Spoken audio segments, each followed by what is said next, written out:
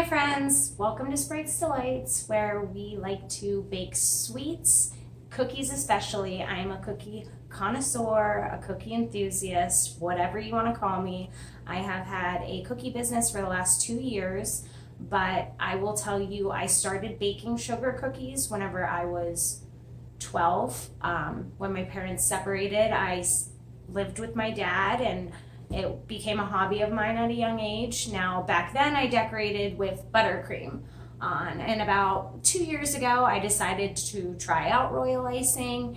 And I would say the first few attempts were a little rough, a little rocky, but with practice, I'm telling you, if you're just somebody sitting back in awe of all of these cookie creations and it's something that you want to do but are afraid to do it, I can assure you that anybody can do it.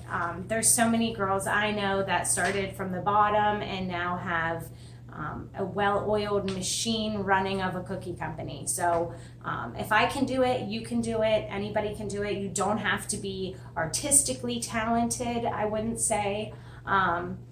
There's ways around that, which I'll show you. So I'm going to go ahead and show you guys my space here, how I've operated my business over the last 2 years, what works for me. And if you're a beginner, hopefully I can give you some pointers of some things that you might want to get to make your life easier if you plan on taking it seriously. Now, I will say this, I didn't go all in until I was at least 8-9 months in on my business, and then these became things that I realized were going to be a necessity with the amount of orders I was getting. So again, I would say don't go out and spend $1,000 to invest in a business that you're not 100% sure on. Wait until the business comes to you, if you know what I'm saying. So tonight I'll show you guys my cookie space and the royal icing recipe that I use. We're going to go ahead and make a batch. So we'll have that video tutorial, and then I'll also link my recipe in the description box below in case you guys want to reference to it at a later date. It will be there. And yeah, so let's get started. Okay, so this is my cookie closet. We are in my kitchen, and when I moved in here, I'm redoing the kitchen, so I just pulled all the wallpaper off the walls and painted, and that's why you see this down here. I am doing picture frame molding and painting it, but that's another story. So this closet was actually a mess. When I moved in here, it had holes all through the walls, and it was a like where you would keep like your cleaning supplies and stuff like that. So now after a lot of work, I had to clean it with TSP. I had to patch all the holes, prime paint, put up a pegboard, put up shelves. You get the point. You get the gist. So this is where I keep all of my cookie cutters. Well, I wouldn't say all, because we now have 2 Ender 3 Pro 3D printers, and so I have a lot of cookie cutters in the attic because I'm now making cutters and I've kind of run out of space. But yeah, you'll get the point. So this is actually empty because we're now at the end of July, and thankfully I had given myself the last week off, so I have no orders until August. So this week sometime I'll get on, and this is where I basically put all my orders up.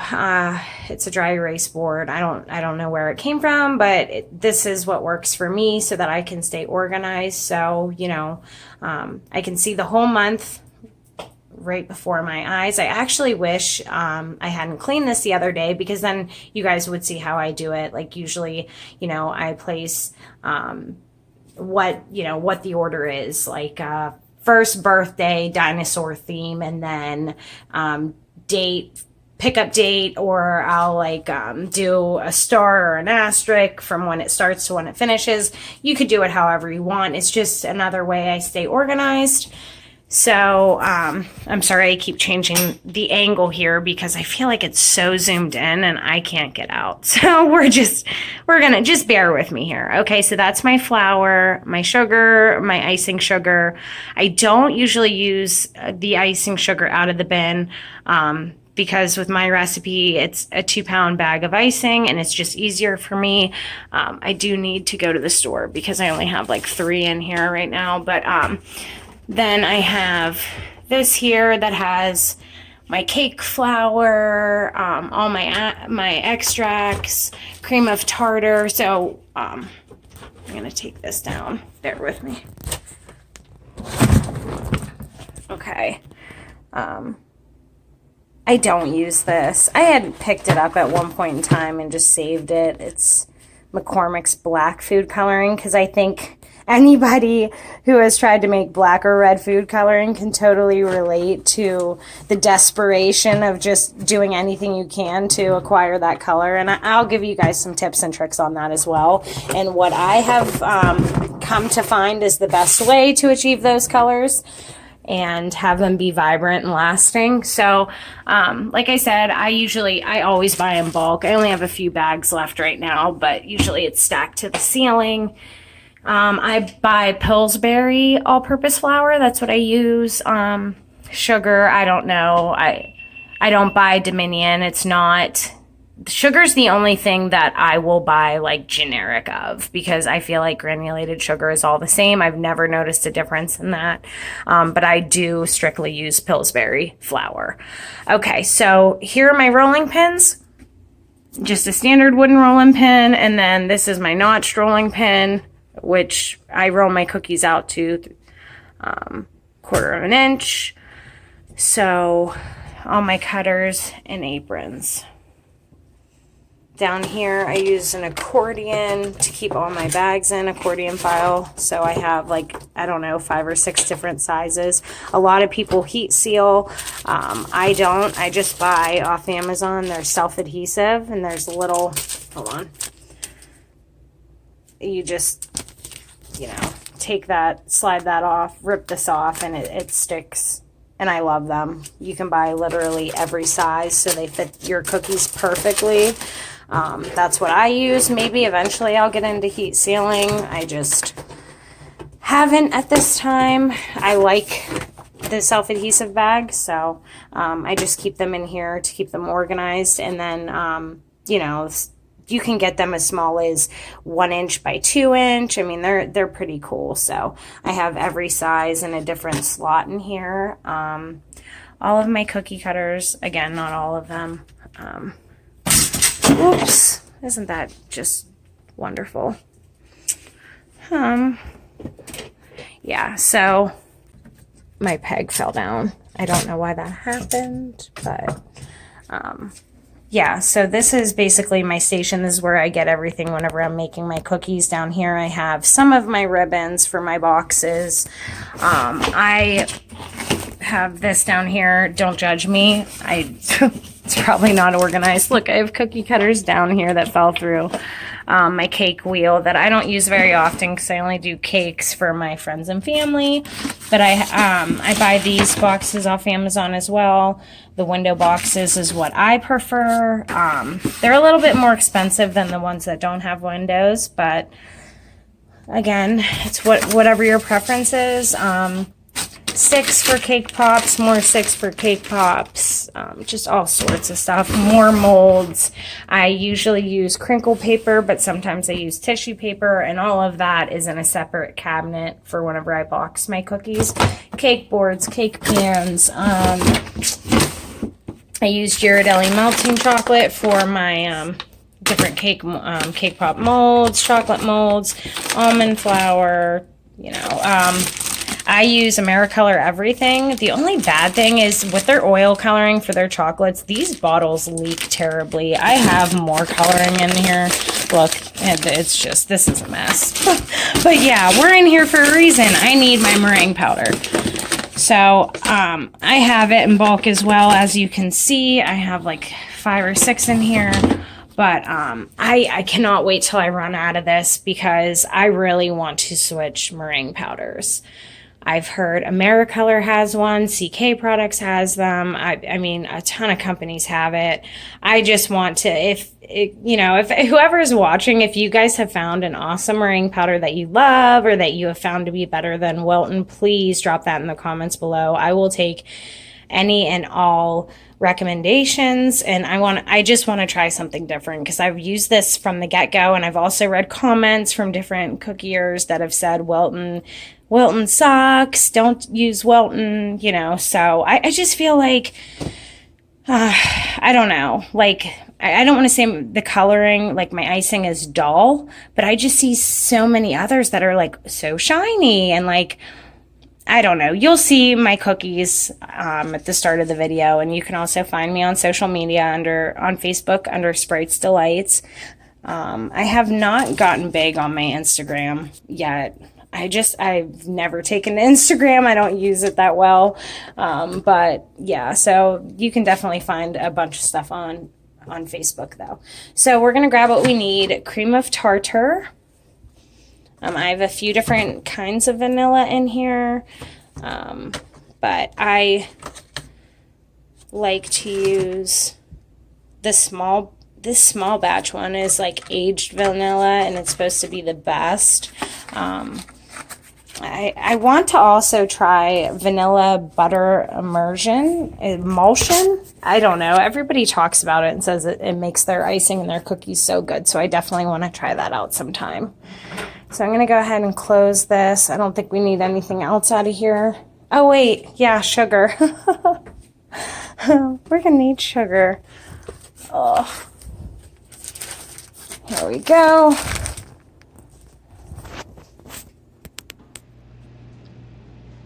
Okay, first thing you're going to need is a 2-pound bag of confectioner's sugar, or 32 ounces, or 6 cups. First thing I'm going to do is dump your confectioner's sugar into your mixer with a paddle attachment.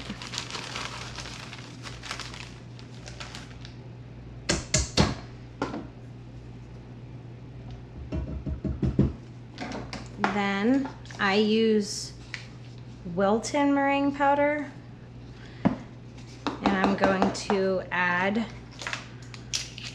6 tablespoons of meringue powder, give or take. 1,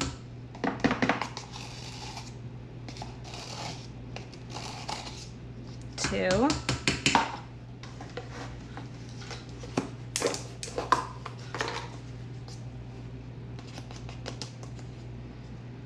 3,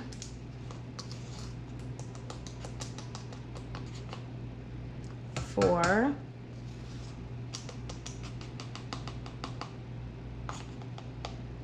5,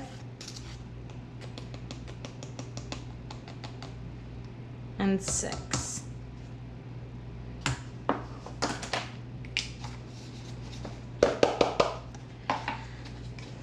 Now I'm going to add my cream of tartar, which is a point of preference. I think it helps curve the bite from all of the sugar, but I only use a wee bit.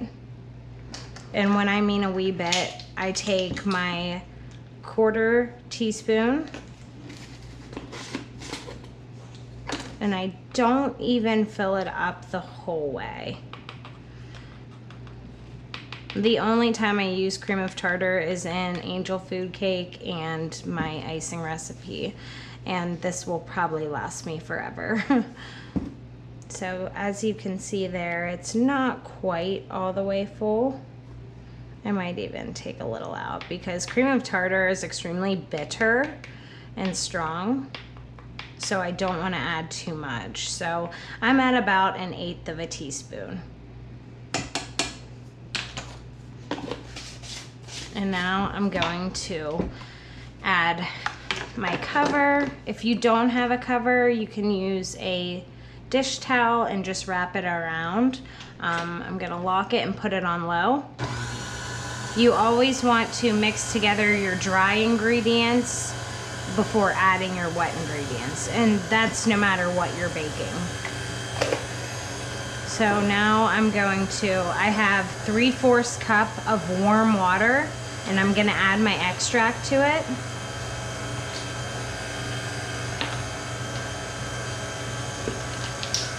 So you can add a tablespoon of choice flavoring. I'm going to do a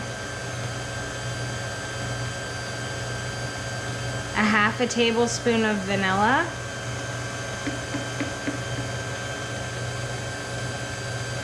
another 1/2 tablespoon of vanilla, a little less than 1/2.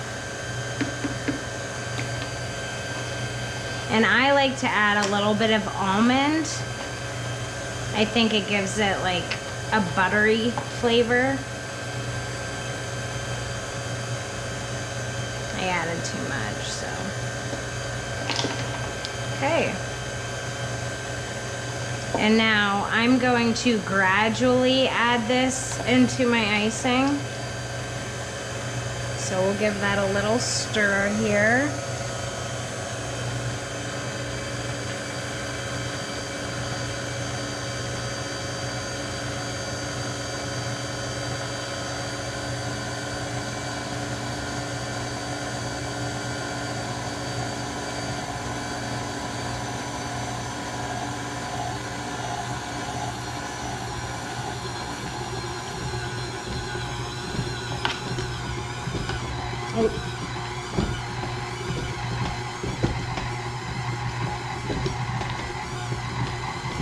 And now I'm gonna pick the speed up a little bit.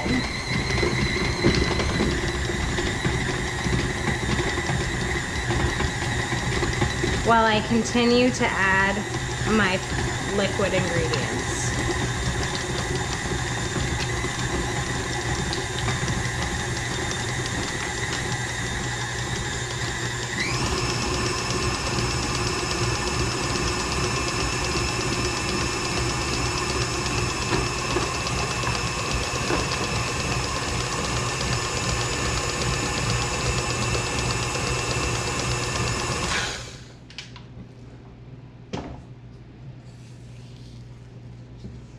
Now I'm gonna take my rubber spatula and scrape down the sides and just make sure that everything's getting incorporated. If your beater is just slightly off, I recommend doing the dime test, but if not, like as you can see, this mixer gets used so much and I feel like I need to do a, what's it called, like a test on it. Make sure my rotation's right, make sure my beater's down. I love my KitchenAid. A lot of people use Bosch. I've considered getting a Bosch mixer at some point because I could do twice as much cookie dough in a Bosch mixer, but that's besides the point. As you can see, I do have some dry powdered sugar at the bottom. So you do want to make sure that everything is getting incorporated, because the last thing you want is for you to have dry clumps of powdered sugar at the bottom when you go to scrape your bowl. So I like to do this about halfway through. And the reason I did not add all of my liquid ingredients, my water and extract in all at once, is because I don't always use it all. So you know, my recipe may not call for as much water as some others, but you want your royal icing to be thick for a few reasons. You want your piping icing to be thick. I've seen people just make flood consistency icing, which, you know, I guess it depends on what you're going for. I make one batch. I do all of my consistencies out of this batch, which I will link that video in the description box below, or go ahead and subscribe to the channel and you'll be able to get you know, a listing of all of my videos when I do royal icing consistencies, so you will see what I mean by that. But you will see at the end how you want to have a strong peak on your royal icing. I don't use corn syrup. As you can see, this is what I use, and you want to beat it for like 5 to 7 minutes. So I'm gonna go ahead and turn my mixer back on. As you can see, I probably have, you know, 1/8 of a cup of water and extract left. So I'm gonna see how this mixes up and decide whether I'll use it or not. I usually my water in the cup. I don't actually measure it out 1/4 at a time, so that's why I don't add it all at once.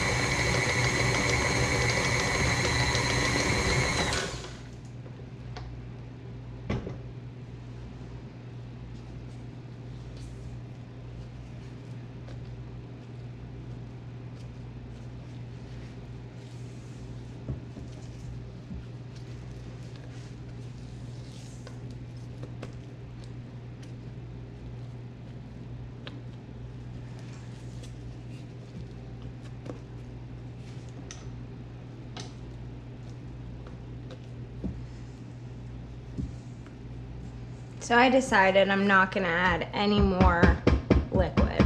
I'm gonna beat it for a few more minutes.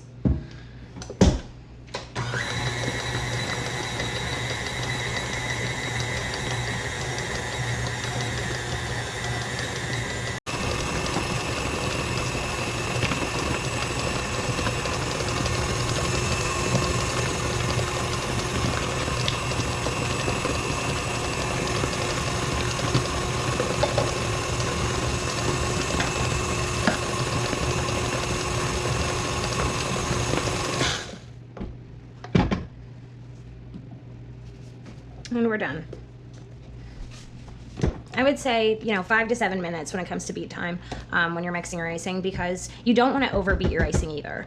If your icing is over mixed, you're going to see your icing is going to be on your cookie.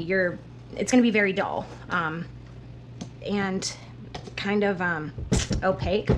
So you don't want to overmix it. I would say 5 to 7 minutes is good.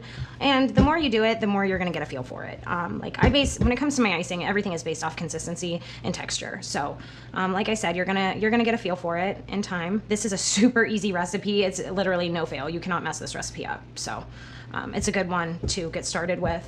I personally have avoided the corn syrup recipes. I tried one other time I did try, and my consistency was like, it was spongy.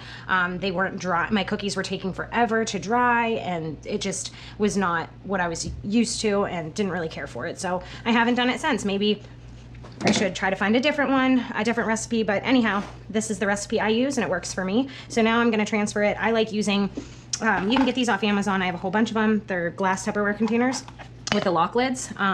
They are amazing. That's what I always keep my icing in. I don't know what size this is. It's the bigger one in the sets. So this holds all of my icing, believe it or not, all but a tiny bit. So let's go ahead and transfer that now.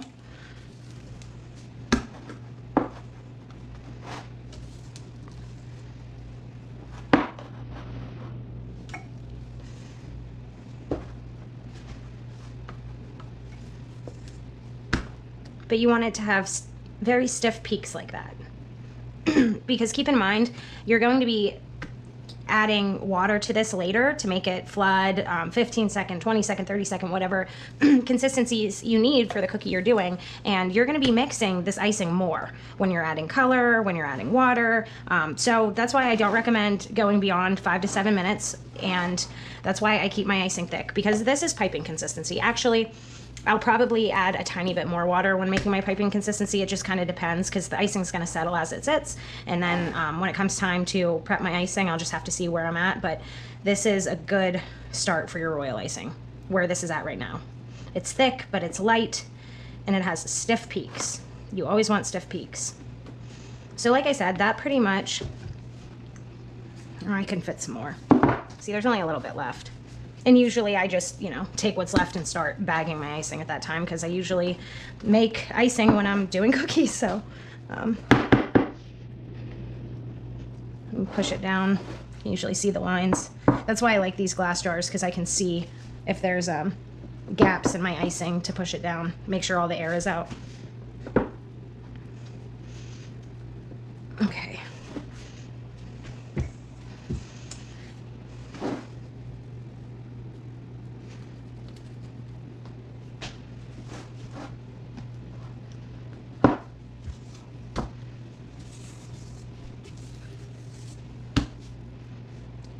And that's going to be it. If you want to learn icing consistencies, what your icing should be for piping, flooding, how to do 15, 30-second icing, and what you would want to use that for when decorating your cookies, stay tuned. There are other videos as far as how to pipe and flood and royal icing consistency and mixing for colors. So thank you so much for watching. I'm going to go ahead and clean up my edges here, and then I'm going to cover this with press and seal before I put the lid on. You don't have to do that. I just found it keeps my icing cleaner, my dish cleaner, and I don't get icing that hardens and drops into my icing. So I just feel like it keeps it fresher longer. So this will keep for, I don't know, 2 weeks or so, even longer if you put it in the refrigerator. You can refrigerate this icing. I always refrigerate my icing, so you can leave it on the counter, like I said, for up to 7 days. But now that is with meringue powder. I don't use fresh egg whites, so I don't know what the rule of thumb as far as shelf life is on that. But for meringue powder, I know it's like 7 days. So and there you go, a batch of royal icing. Thanks so much for watching, and I hope that you will subscribe and like and come back to see a lot more cookie videos. Thanks so much.